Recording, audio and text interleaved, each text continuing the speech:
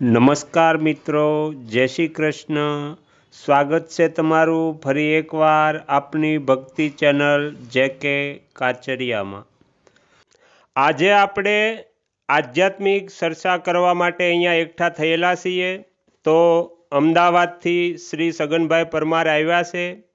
તો એમને હું મારો પ્રશ્ન રજૂ કરું છું. મને ઘણા સમયથી એક પ્રશ્ન મનમાં છે કે મનુષ્ય જન્મનો હેતુ શું છે? મનુષ્ય જન્મ શા માટે મળ્યો છે?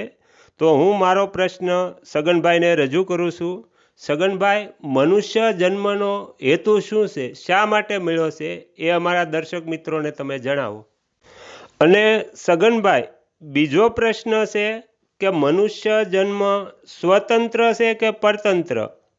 ઘણી જગ્યાએ મેં વાંચ્યું છે, સાંભળ્યું છે કે મનુષ્ય જન્મ દુર્લભ છે. 84 લક્ષ યોનિમાં દુર્લભતા બતાવી છે. તો એનું કારણ એ બતાવ્યું છે કે મનુષ્ય જન્મ સ્વતંત્ર છે એટલા માટે દુર્લભ છે. તો મારે એ જાણવું છે કે મનુષ્ય જન્મ સ્વતંત્ર છે કે પરતંત્ર? સદગુરુદેવ કી જય.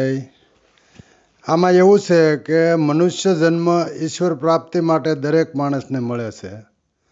પણ મનુષ્ય જન્મ મળ્યા પછી એનો હેતુ સમજાય છતાં માર્ગ ન મળતો હોય તો સત્સંગ અને ભજનની એને જરૂર પડે છે. જેમ બાળક અજ્ઞાન અવસ્થામાં હોય તો બાળક પ્રભુનું સ્વરૂપ તો હોય જ છે, પણ છતાં એને નિહાળે જવું પડે છે, ભણવું પડે છે, ગુરુનું જ્ઞાન મળે છે, પછી એને અક્ષર જ્ઞાન મળે છે, વ્યવહારિક જ્ઞાન મળે છે. એમ ઈશ્વરથી જુદો પડેલો જીવ ઈશ્વરના મળવા માટે જ એનો હેતુ એટલો જ છે કે ઈશ્વર પ્રાપ્તિ માટે જન્મ થયો છે. હવે ઈશ્વર પ્રાપ્તિનો રસ્તો એને ચાય ન મળતો હોય તો એને સદગુરુ કરવા પડે. એ સદગુરુ કેવા હોવા જોવે? કામી, ક્રોધી, લોભી, દંભી કે શઠ ન હોવા જોવે. કારણ વગર કોઈ પણ તમારી અપેક્ષા ન રાખવા જોવે. અને તમને માત્ર ઈશ્વર પ્રાપ્તિનો હેતુ છે એટલું જ જ્ઞાન આપે અને એનો જ રસ્તો બતાવે. એવા સદગુરુને શરણે જો તમે જાઓ તો એ તમને રસ્તો બતાવે, એ રસ્તે તમારે હાલવું પડે. એની માટે સત્સંગ કહે તો સત્સંગ સાંભળવો પડે, ભજન કહે તો ભજન, એ જે કાંઈ નામ સ્મરણ આપે એનું ભજન કરવું પડે. એમ કરતાં કરતાં શરીરના વિભાગ આપણા 3 છે. પહેલો વિભાગ આપણો સ્થૂળ દેહ છે. હવે સ્થૂળ દેહનું તો શું છે? આંખ જોવાનું કામ કરે, કાન સાંભળવાનું કામ કરે, શ્વાસોશ્વાસ નાકોથી લઈએ છીએ, મોઢેથી આપણે બોલવાનું કામ થાય છે, જ્ઞાનેન્દ્રિયો સર્વ એના કામ કરે છે. છતાં આ જીવ છે ને એને એમ છે કે હું કરું છું, પણ આ તો મનનો સ્વભાવ છે. એની અંદર આત્માનું બળ છે. આત્માના બળથી મન ઉપર અસર થાય. પછી જોવું, દેખાવું અને સમજવું કે કોને સત્તાથી આ જોવે છે અને શું જોવે છે. આમાં જોવાનું છે એ ન દેખાય અને બીજું દેખાય તો એ મનની સત્તા છે.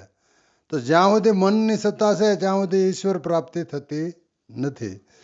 તો સાંભળવામાં એવું છે, જેને ઈશ્વર પ્રાપ્તિ કરવી છે એને ઈશ્વરના ગુણગાન સાંભળવા પડે, આત્માની વાતો સાંભળવી પડે, પરમાત્માની વાતો સાંભળવી પડે.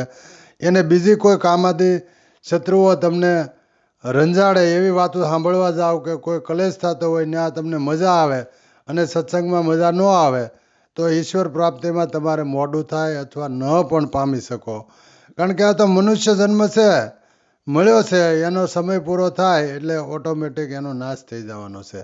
5 તત્વોમાંથી પ્રગટ થયેલું 5 તત્વોમાં વિલીન થઈ જવાનું છે. એની અંદર મન છે, એ બીજો દેહ છે. સ્થૂળ દેહ પછી સૂક્ષ્મ દેહ. સૂક્ષ્મ દેહની અંદર મન, બુદ્ધિ, ચિત્ત, અહંકાર સારે ધર્મ છે. આ અંતકરણના ધર્મ કહેવાય જેને.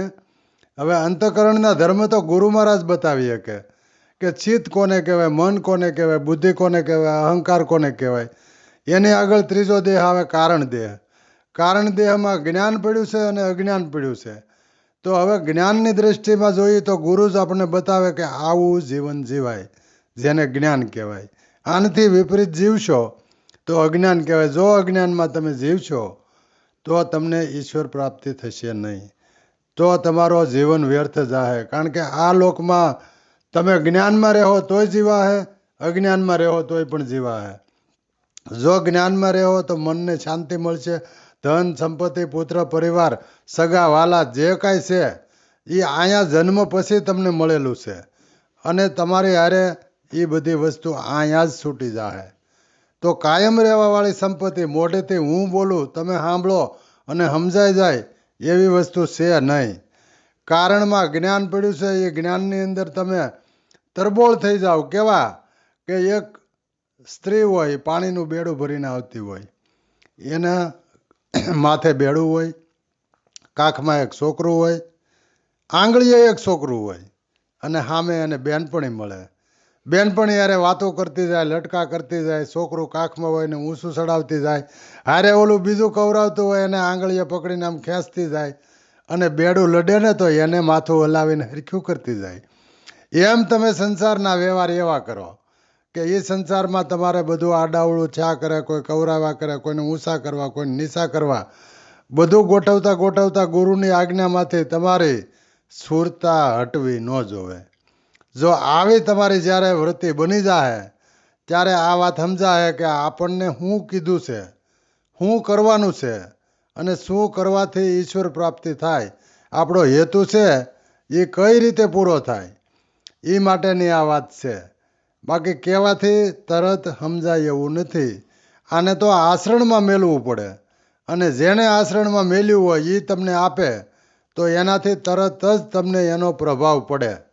આની અંદર મારું ઉદાહરણ તમને સમજાણું હશે કે પેલા બેનની સુરતા સતત બેડલામાં, છોકરામાં, સામેવાળી બેનપણી હારે વાતો કરવામાં.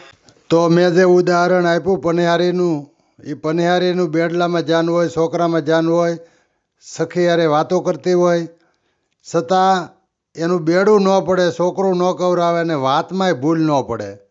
એમ તમારે સંસારમાં આવ્યા છો તો વ્યવહાર કરવાના છે. બાળ બચ્ચા હોય, ઘર હોય, પરિવાર હોય, સંપત્તિ હોય, બધું હોય. આખી આ માયાની જાળ છે અને એ માયા છે એ પછી પરમાત્માની જ છે, તમારાથી જુદી નથી. તમને જેથી સમજાઈ જાય ને તે ઈશ્વર પ્રાપ્તિનો જે હેતુ છે ને એ તમને હાવ સરળ બની જાય, સહજ બની જાય અને તમે આસાનીથી જે કાંઈ વ્યવહાર કરો આ સંસારમાં એ તમને બધી મજા જ આવશે.